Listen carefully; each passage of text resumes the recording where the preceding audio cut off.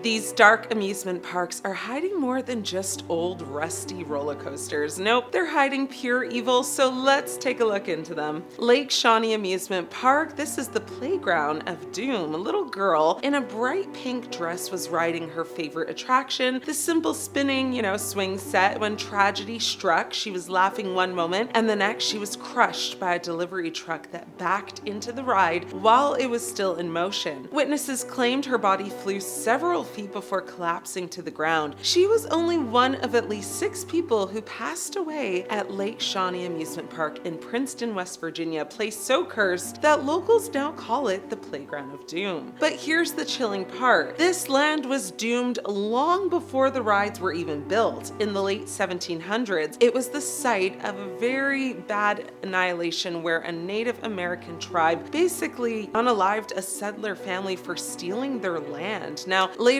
excavations uncovered over a dozen skeletal remains, many of them children, buried beneath the soil where the Ferris wheel and swings once stood. The park opened in the 1920s, run by an entrepreneur named Conley Snidow, but tragedy followed it like a shadow. A boy actually drowned in the swimming pool, another was impaled on a rusty piece of equipment, and a young man was electrocuted. Now, locals whispered that land itself was indeed cursed, and by the 1960s, the passings and lawsuits forced the park to shut down. Today, the Ferris wheel sits rusted, swings still creak in the wind, and paranormal investigators claim to actually hear children laughing at night when no one is actually around. Visitors say the little girl in the park dress is still kind of appears near the swing set where she passed away, smiling at first before vanishing into thin air. Six Flags New Orleans. Now, this is the park that drowned in silence. Imagine a massive amusement park frozen in time where roller coasters kind of stand motionless, game booths still display faded stuffed animals, and ticket stubs litter the ground as if guests left mid-ride. Now, that's Six Flags New Orleans, a theme park that was destroyed overnight when Hurricane Katrina struck in August of 2005. At first glance, it looks like a typical abandoned park, but what makes it dark is the horror of what happened in and around it during those floodwaters. The storm surge left the entire park submerged in over 20 feet of toxic water for weeks. Witnesses claimed to see bodies floating near the submerged roller coasters. Rescue workers reported very eerie screams echoing from the flooded parking lot as families were trapped in their cars, swept away in the chaos. Now, the park itself never reopened. Rides kind of just rusted in place. Looters tagged graffiti across decaying walls, and all the animatronics rotted from mold. Now, what's even more chilling though is that this wasteland has become a hotbed for urban explorers who claim to encounter shadowy figures walking through the flood-scarred remains. Now, some insist the park acts like a graveyard for the hundreds who drowned in the surrounding neighborhoods. Their restless spirits just seeking shelter amongst the rides. Now, the eerie setting has made Six Flags New Orleans, a favorite filming location actually for apocalyptic, movies like Jurassic World and also Dawn of the Planet of the Apes. But thrill seekers who trespass swear it feels like walking into a graveyard where the laughter of families was kind of drowned in silence forever. Pripyat Amusement Park, this is the Ferris wheel of the deceased. The Ferris wheel stands tall but lifeless, its yellow cars frozen in time. It was supposed to open on May 1st, 1986 for the Soviet Union's May Day celebrations, but just days before, the Chernobyl nuclear reactor exploded, turning the city of Pripyat into one of the most radioactive places on Earth. The amusement park never had an official opening day, yet it became one of the most haunting symbols of disaster. When the reactor blew, workers and their families rushed into the city square, unaware that they were bathing in invisible poison. Reports say the government briefly opened the rides early to distract people from the chaos. Children rode bumper cars while radiation levels spiked off the charts. Photographs show families smiling, completely unaware that they were sealing their fate. Within days, the city was evacuated and Pripyat became a literal ghost town. Now, today, this amusement park is one of the most contaminated sites in the exclusion zone. Now, the Ferris wheel's metal frame emits very dangerous levels of radiation, and the bumper car arena is overgrown with plants kind of feeding off toxic soil. What's haunting is how life was interrupted mid-celebration. I mean, dolls, toys, and party decorations still kind of sit there abandoned in nearby schools covered in radioactive dust. visitors describe a very eerie silence where they swear they can still hear the faint echoes of laughter, forever just trapped in the air of a poisoned city. Takakanonuma, Greenland. This is Japan's park that disappeared not once, but twice.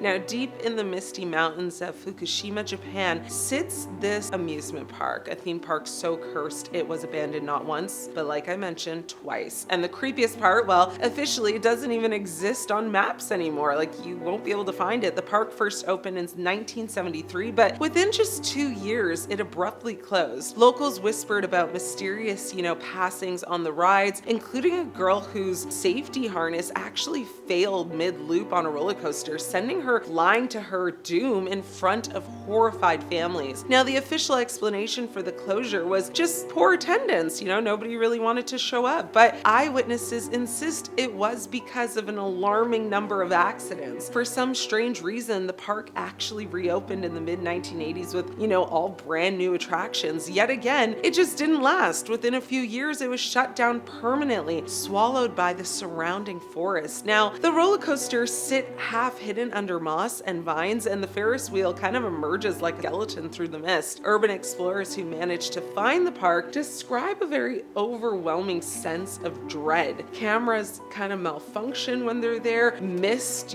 just roll in unnaturally fast, and some claim to even see ghostly children wandering the grounds. One chilling legend says that a little girl who passed away on a roller coaster there still actually appears in photographs of the park. I mean, her face is very pale, her dress looks stained, and she is apparently staring directly at the cameras. So that's quite terrifying. Okpo Land. Now, this is the doom ride of South Korea. On a quiet hillside in South Korea, there once stood Okpo Land, a small amusement park with a reputation darker than honestly most horror films. Its most infamous attraction was a duck-themed roller coaster, which sounds cute, but it's not. It became the symbol of pure tragedy. In the 1990s, a young girl fell from one of the duck cars during a ride malfunction. She actually passed away instantly. Her body sprawled across the tracks, and here's the very disturbing part. The park didn't actually close after this. They simply just removed her body, covered up, all of the liquid that came out of her, and continued operating as if nothing had ever happened. For years afterward, visitors were,